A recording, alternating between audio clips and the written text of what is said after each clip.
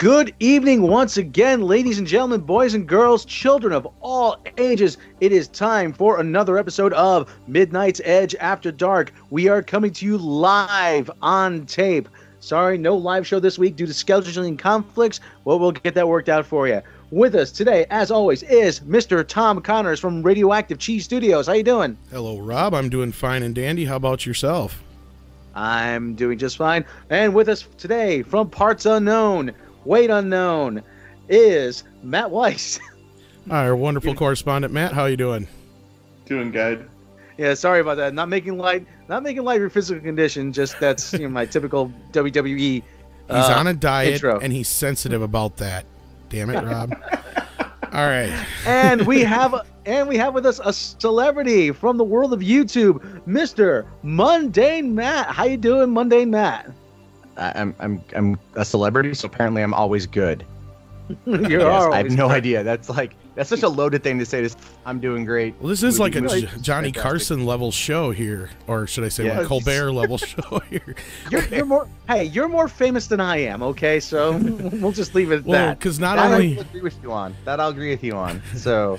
Because not only do we have Mundane Matt here, we actually have a soundbite later on from Andre, too. So, yeah, this is going to be a jam-packed show, guys. So let's get it rolling, and, yeah. More show than should be legally possible. Right. Let's just say that. Right. Okay, so let's go to the first news. We had some breaking news yesterday. Actually, Tom called this one. Tom, what do you got? Well, it seems that Episode 9 has its new director in Mr. J.J. Abrams. So he's not new, but he's coming back to the franchise. Now, there was a bit of an uproar on the internet, as expected, and some other people just sigh of relief. Mundane Matt, of course, has covered a lot of the news we're going to talk about here today on his channel, so of course we'll get into all that. First, speaking of that clip from Andre, let's listen to that real quick, and then we'll get into our show. So, J.J. Abrams is now the new director of Star Wars Episode 9. And this obviously has been in the making for some time. They clearly knew this long before Trevorrow ever exited. And if anything, I'm surprised that he lasted as long as he did. Because there have been reports that despite the success of Jurassic World, he did not have a good time on set. And he did require help to get the movie into the shape that it was. And the movie that he has done on its own, The Book of Henry, that didn't do too well. So I think that Trevorrow might have been a case of someone who did smaller movies and then he was lifted into the big leagues just a little bit before he was ready for it. And he's given movies of a scale that he's just not quite ready for as a storyteller. And that for all we know, maybe he isn't the right kind of storyteller for. But I'm pretty happy with J.J. Abrams returning to Star Wars. I am one of those that didn't really have an issue with Episode 7. Of course, it should be said I'm not that big a Star Wars fan to begin with. I know there are many who don't like that movie and there are many who love it. I thought it was perfectly okay and pretty much what I expected of a Star Wars movie. And I think that the Star Wars franchise is in better hands with him than it was with Trevorrow. And for what it's worth, I also think that he is a better fit for Star Wars than he was for Star Trek. So yeah, so we've got these basically three stories that are all corresponding together. One is J.J. Abrams took over Episode 9. The movie is now delayed until December. So yeah, and then we also had a report come out about the script being on its fourth draft, which would also support the rumors we just talked about on the last show about Trevorrow. Matt, what do you think about all this crazy Star Wars news? It's saddening, to be honest with you. You would like to think that they, given how popular they are, how big they've become, and how much free reign Kathleen Kennedy has had, that she would be able to get her house in order, to make better decisions about directors. It's because it's not just Colin Trevorrow leaving, even though Book of Henry didn't do very well, and that was definitely kind of, I guess you could say there's blood in the water at that point. But then you're hearing reports that Trevorrow was maybe egotistical, on Jurassic World and everything else. And then you got Phil Lord, Chris Miller that have bailed out. And then you hear stuff about Gareth Edwards from Rogue One. So these problems keep happening with these directors that she's choosing, which makes me wonder if the problem is really with the leadership of Lucasfilm versus the talent that they're picking. Right. So that's a bit of a problem because there's an adage I heard the other day, said if if you think everyone around you is an asshole, maybe you're the asshole, right? Right. Well, and I've also seen reports though that claim that a lot of these weren't actually Kennedy's choices. Now we don't know whose choices they were. Well, the only other person above Kennedy would be Iger. That's what I was. Yeah, I didn't want to imply anything or but that's just it. So we've heard kind of two different versions of the story. But you're right. There is a clear pattern forming for sure. Well, but Kennedy she was handpicked to take over Lucasfilm by not only Lucas himself, but I think Spielberg was a big influence on getting her that role too. So and she's been with Lucasfilm since the early 1980s. So it's not like she doesn't have experience, but she's making these decisions that I don't think are fully impacting the brand in the best possible way. However, Trevorrow, he was an interesting choice. I don't think he was a bad choice. I just think that this, him leaving makes some sense given what you've heard about him. Right, and that's the other side of this though too, is that we got a report from a producer who obviously I believe worked with Trevorrow on, I believe it was Jurassic World from the sound of the report, if I'm not mistaken. And he basically said Trevorrow was difficult to work with on Jurassic World. He had a lot of problems on Jurassic World, but nobody could say shit because of Spielberg. He was handpicked by Spielberg and he gave him the job. And then we kind of get the same kind of vibe going on here now with Lord and Miller. They were going against the grain and doing their own thing, and same thing now with Trevorrow with not being able to make up his mind on the script and supposedly being very difficult. So we've got the situation here where these young directors, well, I mean, I know Trevorrow's not that young, but he's newer as far as, you know what I mean, and that they get big real fast, and that's what the producer was talking about, is they get basically this big head about them, and they think they know better than the producers, and it sounds like they're all butting heads. And the pattern I've noticed now, and I think it's going to continue going forward, is Kennedy is, if she is in charge of this, she's going to continue now to pick more veterans to direct these films than younger up-and-coming directors, is what's going to happen. Yeah, she's gonna pick people that are good with the studio work. Right. And then was it Matt or Rob was trying to speak? Yeah, well, sorry. Don't forget, actually, this goes all the way back to 2015 too, when Josh Trank got fired off of Boba Fett.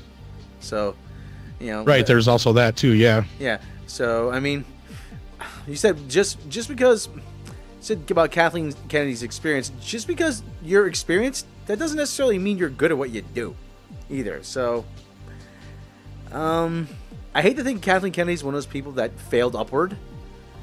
No, I don't think so. No, yeah. but no. At the same time, I mean, and I don't want to say maybe she can't handle a pressure situation, but she's making some bad choices here. And the only other side of it is somebody else is controlling the situation, and she ain't liking the decisions that are being made. That's the only other option, basically. We could somewhat liken it to the Kevin Feige, Ike Perlmutter situation. Right, perfect example. That would happen, I mean, because everyone was like, oh, Feige, but most people don't know that Perlmutter was pulling the strings up until the production of Captain America Civil War. And that whole breakdown and how that whole thing came about. So it's entirely possible that there's someone that Kathleen Kennedy is answering to that is really trying to put a hamper on these issues. But it also might be that Star Wars was such a very odd beast under Lucas that now they're expanding it and they've never actually done anything like this before.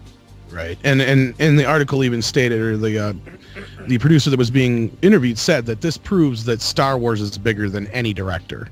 So going forward, like I said, I can tell you're gonna get a lot of directors who are gonna be easier to work with, and you're not gonna get these young visionaries coming in.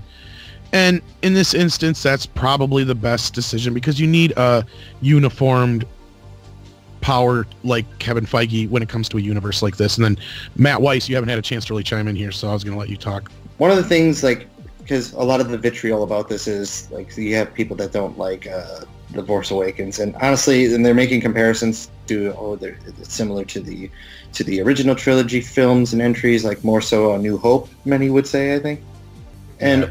I would say my whole I do agree to some extent on that, but I like it as it is because it's taking some elements that are similar, but it is bringing us back into a world we thought we would never be able to go back into. And I think Abrams, he does have that capability. And I think the other reason why we may see a little bit more of that vitriol towards him is maybe to his producership of the Star Trek cinematic films that starting from the 2009 and onward to I forgot what the last one, Into Darkness, and what's the last film? Yeah, Beyond. And that's what I said earlier on the Facebook group too, is I said, is this mostly because of Star Trek? Because that makes no sense, because all you guys bitch the whole time through Star Trek is he should be making Star Wars, and then the moment he makes a Star Wars movie, all you guys do is bitch about that. And I agree with Mark Ellis. Why bitch? This guy came and brought Star Wars basically back from the dead. I mean, after the prequels, Star Wars was like a joke in Hollywood almost. And Lucas had been trying to sell Star Wars to Disney for years, and then finally the deal managed to go through. You know, and sure, there's a lot of things about The Force Awakens that are like New Hope, don't get me wrong, but there's a lot of things about The Phantom Menace that are just like Return of the Jedi as well. So every one of the films mirrors one or the other in some way, shape, or form. That's nothing new. And I get it.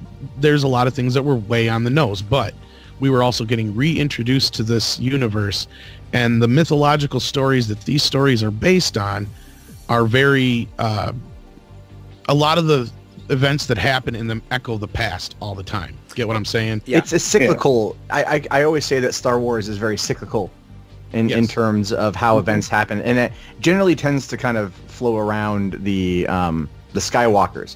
You know, so like they're, I don't know, what you want to call it, a prophecy or whatever, but things always seem to be cyclical in that time, and that I think that does boil down to the Force and the Sith. You know, the rule of two, like the Master and the Apprentice. There's always that. Right. And so that hasn't been fully explored, I think, in a way that would explain a lot of the stuff. But at the same time, look, J.J. Abrams is a solid director. You know, I love the guy's work. He definitely knows how to do world building. His big problem, I think, is climaxes and finishes. Right? I was just going to say that, yeah. It just makes me really wonder, like, how he stayed married at all. You know, I'll finish later, hon. I just got to do this other thing first.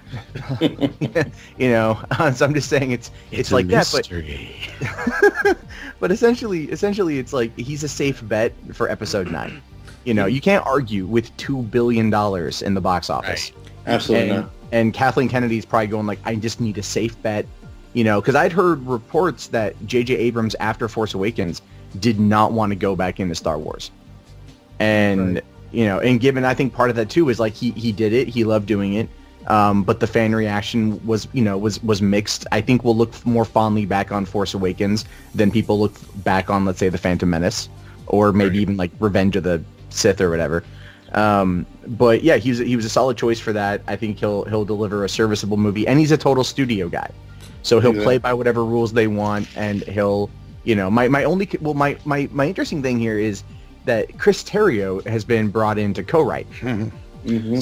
So it's like, okay, so the dude who co-wrote Batman v Superman and Argo, by the way, just like to mention that because Argo was a solidly written movie. But if there's a scene where somebody goes Mothma, and then he goes, "Why do you say that?" No, I'm just kidding. I had to pick on Matt there, Mundane Matt, because we got into a little bit about that earlier times. Someone's just gonna openly say Baru, and they're just gonna go, "Oh my god, Baru!" Wait, that's his mother's name. That's his aunt's name. That's his aunt's name. Did we just become best friends? Name. Yep.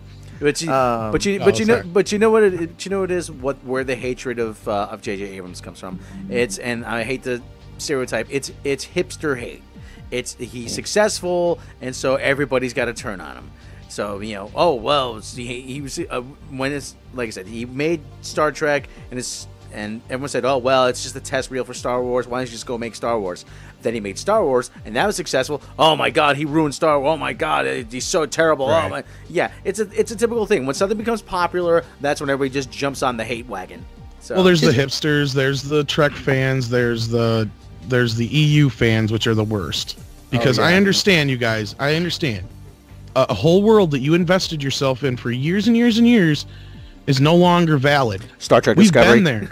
Yeah, exactly. We've been there in several layers. It's like, welcome to the family. You know, I mean, I'm a huge Star Wars fan. First and foremost, is my favorite franchise. So, trust me, I've seen this happen in my other, you know, loves in other places. This is nothing new. It happens. Even Lucas ignored a lot of the extended universe when he did the prequels. So, it just goes to show you got to pick your battles on this, and I think a lot of people are picking the wrong mound to die on when it comes to just coming after JJ and the Force Awakens. Well, and the thing too with the extended universe there, or expanded universe, it's they spent $4.08 billion. If they were going to bring in those storylines, they would have to then work with those writers. Well, there's that. So it's so much easier for them to just go, fuck it, it's gone. We're going to make our own canon. And they brought a few things back in. They've listened. They listened to the fans, and they brought Thrawn and Rebels and everything else. Like they've brought back some of that stuff in there, and they've definitely played around in that pool. And so it's better than nothing, to be honest with you. But from a business perspective, it makes total sense why they did what they did. Well, but I don't need. I was going to say we're not going to be getting an Exar Kun storyline anytime soon. Then I guess. So. But I was going to say I'd rather have something new and fresh than some nerd sitting behind me going, she's really Leia's daughter. See, that's, because they know everything that's happening. You know what I mean? See, that's what I wanted to get, because I'm completely disconnected from the EU, and I didn't read the books, I didn't do anything like that. But just give me something that has Star Wars and connects me to Star Wars. That's all I want out of this. Yes, you can use elements of the EU to your game. All I got to say to this when somebody brings it up is do you really want to see a moon kill Chewbacca? I mean, come on. Right. So anyway, yeah. Well, like I said, I really don't have anything more to add other than. So I think nobody's surprised that it's getting moved to December now, right? No, and we're getting another rewrite. But that made me laugh though when I read that, because Disney's been trying like crazy to get Star Wars on that Memorial Day weekend lineup. And I wish they would. They should just do it. I mean, they've already got Han Solo coming out next Memorial Day weekend. Right. Just push it towards that. Don't, because now, well, I don't know if you guys are going to get into the whole thing with Wonder Woman 2 and Star Wars Episode 9 coming out a week apart from each other. We were going to bring it up. And there's not only that, but you got Masters of the Universe is supposed to open up in there, and supposedly Wicked, and I think something else was announced in that region too, and I can't remember, but... So basically the battle for Christmas. This Christmas, Wonder Woman's going to move. Your local prior to Avatar, right? Like the year before Avatar sequel comes out? I think so. But I think Wonder Woman's going to move. Because they just finalized a deal with Patty Jenkins. And they already moved it once. So it feels like they're a little behind. But when they encountered the same problem with Disney with Batman v Superman, they moved Batman v Superman up. So I'm thinking, because the thing is, but they're not going to want to have that movie come out anywhere within 2 months after, Episode 9. Well, yeah, there's only so much of that dollar to go around, really. The next story up is Rotten Tomatoes scores don't impact box office, study finds. Variety reported that a new study issued on Monday debunks some of the mounting concerns that the scoring system in Rotten Tomatoes, publishers analyzing critics' reactions, is hurting box office performance. So this was obviously something that we've brought up a few times on the show, and we've already kind of said quite a few times that we didn't think Rotten Tomatoes played as big of a part on the impact in film. If anything, the biggest impact would have to be just how people don't understand how Rotten Tomatoes work in the first place, and in the second place, most of the general audience doesn't give a shit about reviews. Mundane Matt, what is your feeling on the Rotten Tomatoes study? I can swear on the show, correct? Abso-fucking-lutely. Fuck Rotten Tomatoes. Fuck it with a hot poker right in its urethra. But let me clarify. Fuck the people who treat that website as goddamn gospel. I'm so sick and tired of those people. And this is not just like the reviewers or like the film buffs, but like the studios, like Sony, really trying to drive home Ghostbusters to make it profitable and saying, oh, it's certified fresh. And I know, I bring that up a lot, and people always call me a broken record for bringing up Ghostbusters, but it sucks. It's the gift. It's the gift that keeps on giving. It really is. It really is. Yeah, and it's my patient zero for cinematic analysis. I go back to that constantly for how not to do things. And the thing is, I read Rotten Tomatoes because it is like when you're just looking to see what's the general feel for it, maybe go take a look at it. But again, it's always like, well, I like to look at the audience reaction to it because I feel that's more genuine. If you go and you look at the people who are like the top bloggers and you go and you read their reviews and then you go and you look at them on social media, you can see that like there's a hubris there that comes with that. Like, because they submit their reviews themselves, and then the admins of Rotten Tomatoes, compiles it all together and stuff. But it's just an aggregate website that gets treated as a gospel, and I think that's where my cynicism comes from. But I've spent 14 years of my life working in movie theaters, right? And one of the things we always learned was, in San Diego especially, if the San Diego Tribune gave a movie a bad review, we actually ended up doing more business as a result. And because people don't come to the movies because of what they read. Maybe a couple are influenced here and there, but I'll give you an idea. This is how the gaming industry works. And the ESA released a study a couple of years ago that found that only 3% of purchases for games were found from websites and gaming magazines, right? So all those reviews that would end up on a site like Rotten Tomatoes for games only equaled 3% of sales. Right. Word of mouth was 11%. Oh, yeah.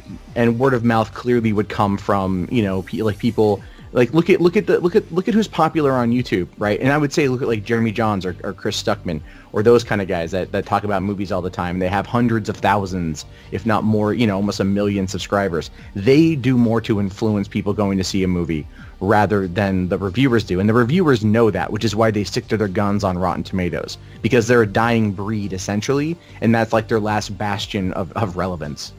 Well, not only that, people like us are up and coming in the situation to where, normally the public trusts our opinion a little better because we're paying to go see these movies. We're not, we're not wined and dined by the studios to give a good review or to kind of, sweeten the pot and everything like that. We just go out, we pay our money just like every other Joe, and we see these movies and we say whether we like them or we don't.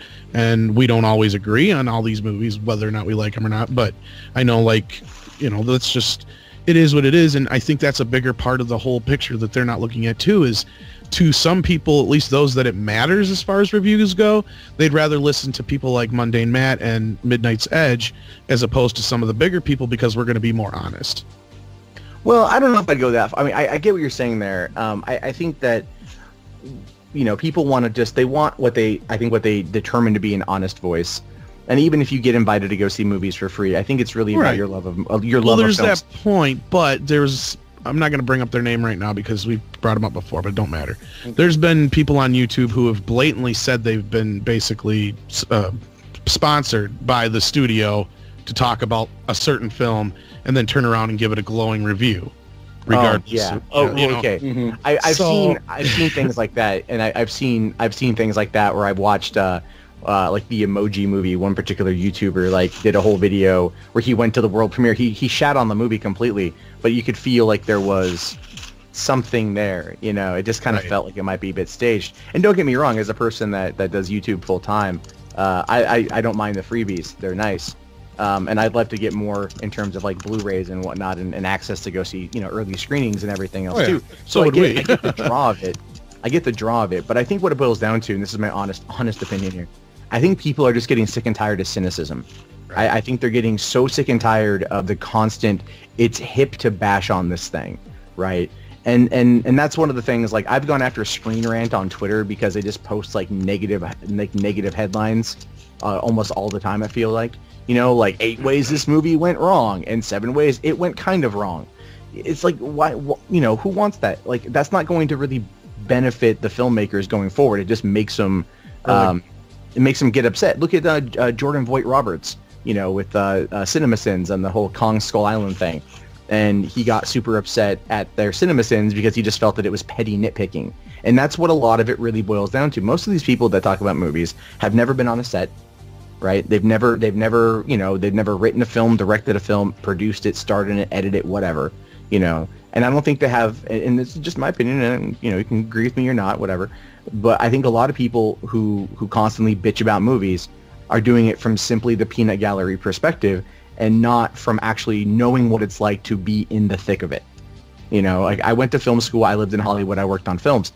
So I get it. So my perspective is more I wonder, you can see why they did something. I want to know the backstory of how they got that shot, and that's how I view movies. And I also go into movies. I go into every movie wanting it to be good, Right. Homer Simpson when he becomes a food critic. That's how I view it. It's entertain me. Right. And I'm gonna pass the ball to Matt and Rob here in a second. And I just want to say on the other side, see, I have worked on films, and I have worked on the other side, not in movie theaters, but I've worked in the video industry and video stores. So I kind of have the other view in it. And there's times where you just basically got to realize, especially when you're working in the video industry, that every movie is going to be somebody's favorite. Whether you liked it or not doesn't really matter. When somebody comes in and asks you about a film, you got to look at it from a perspective of, would this person like it, not whether or not I liked it. And usually when I try to do my reviews, I try to look at it from that perspective. And I also try to see it at the same time how I think a lot of film goers like me would view this film. And that's what I try to do anyway. And that's one way you got to look at it from a reviewer is, no, we don't want these movies to be bad when we go into them, especially if you're somebody who sees a lot of movies. The problem, though, lies that you see a lot of the same tropes and the same things that a lot of the general audience wouldn't necessarily see all the time. No, that's true. That's true. And when I worked at my drive-in theater, we'd have 4 movies playing at a time, and we would watch them all because we had nothing else to do. And so, yeah, you see a lot of the same stuff, and that also boils down to the beat sheet in Hollywood being used constantly. Right. I don't know how familiar you guys are with Blake Snyder's beat sheet.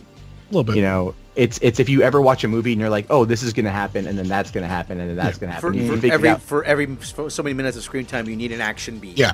And just like a horror film, you have to have a kill every 15 minutes. Yeah, it's such an overused device for new screenwriters. It's one of the reasons why I think writing in Hollywood has gotten kind of as stale as it has, simply because producers hate the beat sheet, but they keep buying screenplays or forcing their writers to use that template because it's become the norm in Hollywood. But yeah, I get it. Like for me, it's just I like to be entertained. If I'm even remotely entertained, I have a good time with it, and that's probably just because I've seen so many bad movies that I've just started looking for the good in even worst possible film. Right. And I don't mean to be on a soapbox here. It's one of the things with me, like that's just my experiences with that. So well, it's a perfect example because I loved the film, but it was those little stupid things that I didn't like that were typical horror tropes that really took away a lot from me. And those are the things that maybe a lot of the general audience don't see all the time. So yeah, it will be kind of freaky and scary to them because they haven't seen, the last 10 years worth of horror films. But anyway, so Matt Weis, did you have anything to say on the whole Rotten Tomatoes thing? And then Rob?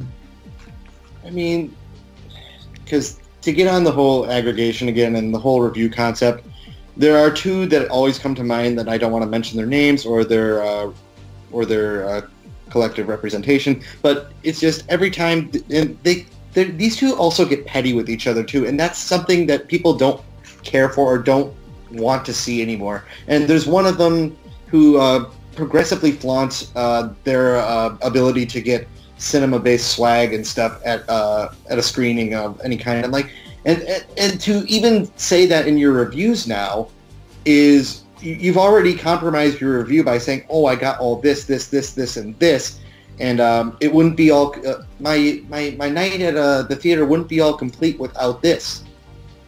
I think that partially loops into that, if not cynicism, but it's more you're going out of left field when coming to describe a film.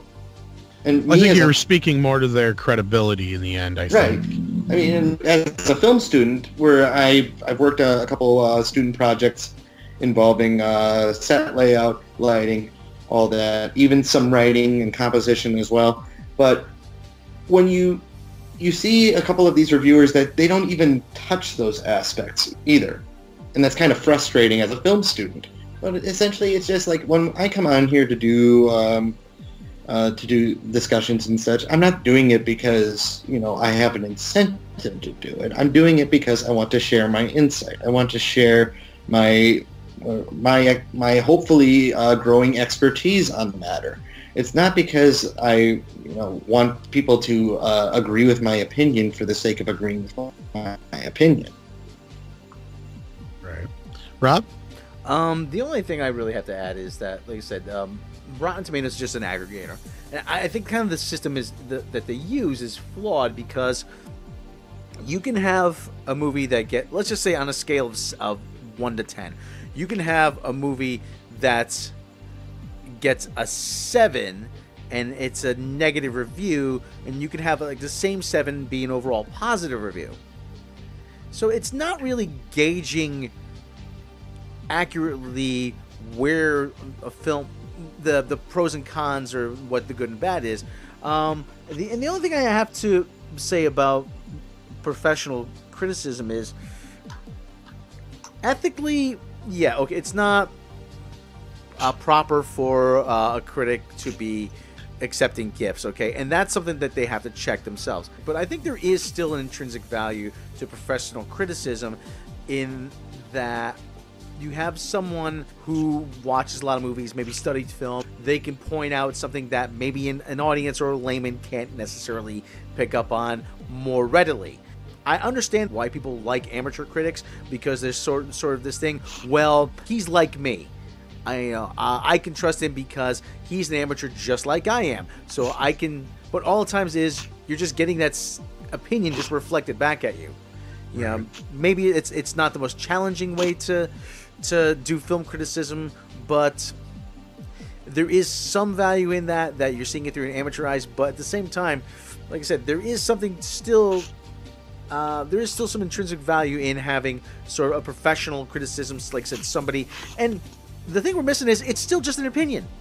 That's all it is. It's an opinion. Mm-hmm. Everything's just an opinion. Well, Matt's a busy guy, so he's got to leave us just a little bit early. Matt, thanks for joining us today on the Midnight's Edge After Dark podcast. You're welcome. All right. So, and of course, everybody can find you on YouTube, Matt, Mundane Matt, and at Mundane Matt on Twitter, correct? Yeah, that's where I'm at. Usually posting the memes. All so, right. Yeah. Hopefully we'll get to see you again soon here on the show, and thanks for joining us. See you guys. So in that case, then, it is time for Robb's Trek Log. Uh-oh. Capt, Robb?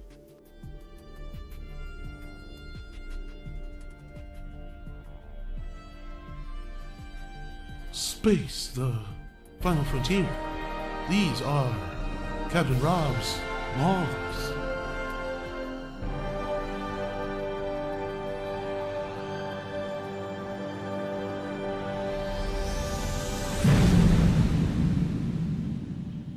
Captain Robb's Trek Log.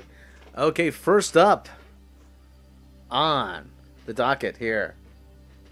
We all know and love William Shatner. He was asked recently if he would do a cameo on Star Trek Discovery. And he said, his answer was very non-committal. He said, well, it would depend on what the participation was.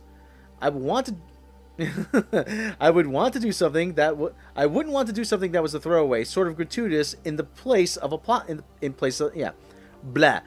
I wouldn't want to do something that was a throwaway, sort of gratuitous place in the plot line. They would really have to exercise their imaginations to have a 50 years old captain in there. If it was the character, they would have to do something remarkable. So he's kind of non-committal about that. So there's been a lot of hubbub about the Star Trek Discovery series not adhering to canon. But Aaron Harbert's showrunner, he has a reason why. According to Games Radar, he says, the thing for the audience to keep in mind as they digest the show is that there may be an episode or a moment where it seems like we're violating canon. And he goes on to say, they need patience because what we'll end up doing in another episode is showing them how we're getting around it. So what I would ask them from the audience is to consume this series as you would a novel and not make decisions based on a chapter or a sentence in a particular chapter. This is long arc storytelling and we're doing things for a reason. Harbert goes on to say, sometimes it might feel like we're flirting with controversy, but we have a way around it. If people binge the show, they'll see how we're making these plans and how we're paying things off. So, in other words, shut up. We know what we're doing.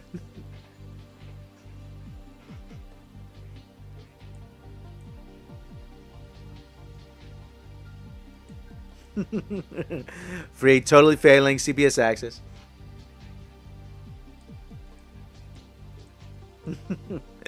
So okay, he said it's okay. Hey, you know what? Hey, that's it. You know, if you're gonna binge it, you know, hey, who am I to judge? And yeah, it's a life hack. Yeah, we're doing our best here to help you people out at Midnight's Edge. Trying to help you save a few bucks here and there. So anyway, well, last but not least, actually, the new theme for Star Trek Discovery has dropped on YouTube, and I would call it a big old pile of So.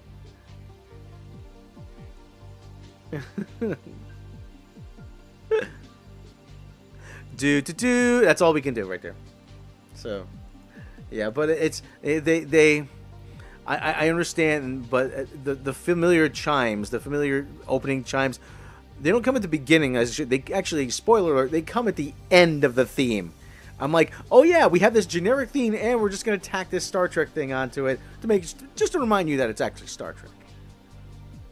Okay. Just like everything else in this show. Everything else is right? Just tacked on. An afterthought. Oh yeah, we got to make it more like Star Trek. Fuck. No. All right. Any more Trek log? No, and that's the news on the Trek log. Closing the Trek log for today. Computer off. Oh my. We're closing out the Trek log for the day. Oh my. So, anyway, what's the time for now, Mr. Tom Connors? It is time for the roundup. Make it show. Yes, I didn't know Patrick Stewart played a cowboy in a movie. Ladies and gentlemen, for the roundup. Yeehaw. Ladies and gentlemen, once again, it is time for the roundup. This is all the news that doesn't really fit anywhere, that we can kind of tackle in a hurry, because we're getting to that point in the show. First up, outlets are reporting that Joseph Gordon-Levitt is confirmed to be in the next Star Wars movie. Ooh. Is he gonna be Cy Snoodles? He's gonna be Jawa number 5. Probably. That's what a lot of people are speculating. Is that he's probably gonna play like a cameo part, like he does in Force Awakens. But anyway, continue, Rob. Sorry. Slash Film is reporting writer-director Rian Johnson and actor Joseph Gordon-Levitt have collaborated on every one of Johnson's 3 feature films thus far. So it's not much of a surprise to hear that Gordon-Levitt is heading to a galaxy far, far away for a small part in Johnson's biggest movie to date, Star Wars The Last Jedi. During a Japanese press tour for The Last Jedi, the same one which he took himself out of the rain for direct Episode 9, Johnson revealed that Gordon-Levitt will be providing a voice in the sci-fi sequel. So, just sounds like he's just going to do a voice over, and pretty much that's about it. So we had a big charity telethon, actually, recently. But Ryan Reynolds is apparently in a bit of trouble. Ryan Reynolds dropping Deadpool F-bombs to help with Hurricane Irma relief. Actually, he's not in trouble, but this is actually pretty cool. Cinema Blend reports Ryan Reynolds is the type of guy that has both a heart of gold and a mouth of a sailor. Deadpool has only proven this in spades, as Reynolds' smirk with the mouth has only helped fuel the public's perception of the Canadian-born actor. So it's no surprise in a recent tweet from the set of Deadpool 2, from the set of Deadpool number 2, Reynolds used that brand of charm and brass balls to help support those affected by Hurricane Harvey and Irma. Reynolds tweeted, "Let's help Hurricanes Harvey and Irma to fuck off." Gotta love Ryan Reynolds. Right. You do. You can't really hate the guy. I mean, like anytime you really see him, like, even if it's a presser or even for a gala premiere, there's just something about him where he, maybe not Green Lantern. He kind of seemed down during Green Lantern, but there's a reason for that. I followed him for years, and I'm sorry, he deserved Deadpool to happen the way it did, at least to finally get that success. But sorry, yeah. Oh yeah. But yeah, well, like I said, he's guy actually doing some good out there. So anyway, moving on. Netflix acquires a documentary about Jim Carrey's Andy Kaufman role.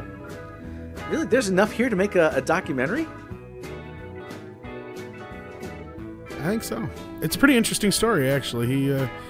He did a lot of research, and I think they worked really hard throughout the film to make it very accurate, which I'm sure, Rob, you've seen a lot of Andy's work, to where if you've seen the film, you know they did a pretty good job at recreating a lot of what I remember Andy a lot did. of Andy's work the first time around. Yeah, that was very accurate. This comes from Rolling Stone.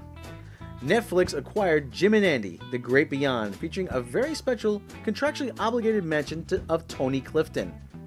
Tony Clifton, for those who are unfamiliar, that's one of the characters that Andy Kaufman used to play. Yeah. The documentary film chronicles Jim Carrey's immersive role as an experimental comedian performance artist Andy Kaufman in the 1999 biopic Man on the Moon. Oscar-winning filmmaker Spike Jonze, from Being John Malkovich, Where the Wild Things Are, and Her, produced the project alongside Weiss's Danny Gabay. I think Gabay. Danny Gabay. And Danny Gabay. And Brendan Fitzgerald. Director Chris Smith utilized roughly 100 hours of footage filmed on the set of Milos Forman's acclaimed movie across a 4-month span. So I am not really a fan of Spike Jonze. I don't know. A lot of people like him. I'm like, you know, It's a documentary, basically, though. yeah. Basically, Her was Siri the movie. So I like Being John Malkovich, and that's about it. Yeah. Other than that, I was just kind of eh. But I love Man on the Moon. It's probably still my favorite Jim Carrey film, and I think he was robbed for an Oscar for it. So, yeah, this will be interesting to see. Even if this was just a passion story I threw in there for tonight, I was like, ooh, that looks interesting. And I love documentaries about making of films too. yeah. What does Matt think about this? I'm a little intrigued by it because this is going to follow Carrie's role, right? Yeah. Yeah, it's Okay. going to be basically like a long form documentary about the behind the scenes of the film. Yeah. And I love stuff like that. If anybody who knows anything about the production, is basically the rumor was that Jim Carrey was in character the entire time. Like he would only listen if he was Andy, he would only answer to Andy. If he was Tony, he would only answer to Tony. If he was Latka, he would only answer to Latka. Same thing, you know. Yeah. So it's like it'll be interesting to see if that's true, and we'll get an inside like fly on the wall look at this. I'm kind of really intrigued. So yeah. But anyway. With you saying that, I kind of wonder if he was being called Edward Digma the whole time on Batman Forever. Call me Edward! Riddle me this.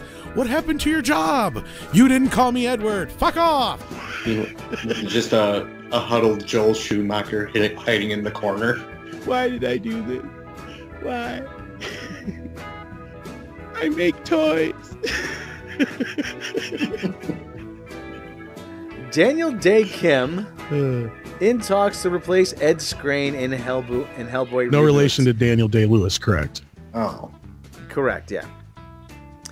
Deadline is reporting, after hitting some speed bumps in the casting department of the forthcoming Hellboy, Rise of the Blood Queen, Deadline has confirmed that Daniel Day Kim is in talks to star in the reboot, replacing Ed Skrein.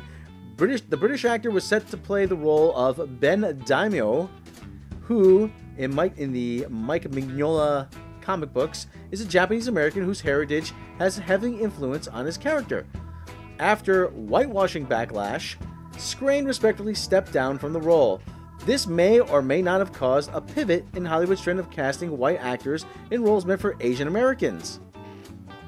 Actually, and Midnight's Edge is reporting that Robot Shlomo still doesn't care about Hellboy. So. Well, you're not alone on that one either. Yeah. I'm not looking for it. At least I wasn't until we saw their next story, anyway. Apparently, we have a pic of the first shot from Hellboy, the Rise of the Blood Queen. In related Hellboy news, besides me, Rob not caring, thank you, Tom, for that mention, we got a picture from the official Facebook page. And as you can see, David Harbour, who plays the lead role of Hellboy, he's in the complete Hellboy getup. And what do you guys think? So, what do you think, Tom? Other than it not being red enough, it doesn't look bad, but it looks really... I'm not sure if this is makeup or if this is a heavily done paint shop job to basically like I don't know if they're going to do it CGI in post or what. Because just something about it doesn't look real to me. I don't know. What do you think, Matt? For me, it just looks like, because I got flashbacks to Scorpion King right away. Like, it just looks half done. Or Right. it doesn't look like what I would like, because the thing I will say over and over again about how they did Hellboy, the initial Hellboy film, is that they got that entirely right by mixing partial effect with real body mass. And this, I don't know what to make of it. I really don't. Rob, besides not caring, what don't you care about this picture? No comment. All right. Well, I know you care about the next story, so go ahead. Yes. As many might know, I am a big fan of Robotech. Yes, I am a fan of both Macross and Robotech. So, anybody out there who says, no, you can't be a fan of both, suck it, okay? I'm a fan of both. Robotech, the Robotech movie lands Wonder Woman co-writer alongside director Andy Muschietti.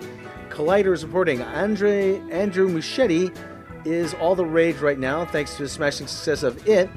It's worth reminding you that he's attached to direct the anime adaptation. Technically, it's not anime, but that's a topic for another story. But wait, there's more! Word has it that Robotech has a new writer attached, who will start from scratch on the movie story with Muschietti. As Deadline reports, that writer is none other than Jason Fuchs, who co-wrote Wonder Woman alongside Zack Snyder and Alan Heinberg. Yes. So, I'm not sure if we should be worried about any kind of Zack Snyder involvement in anything, but Robotech has a very long story arc. You can easily squeeze a trilogy out of it. Is anybody named Martha?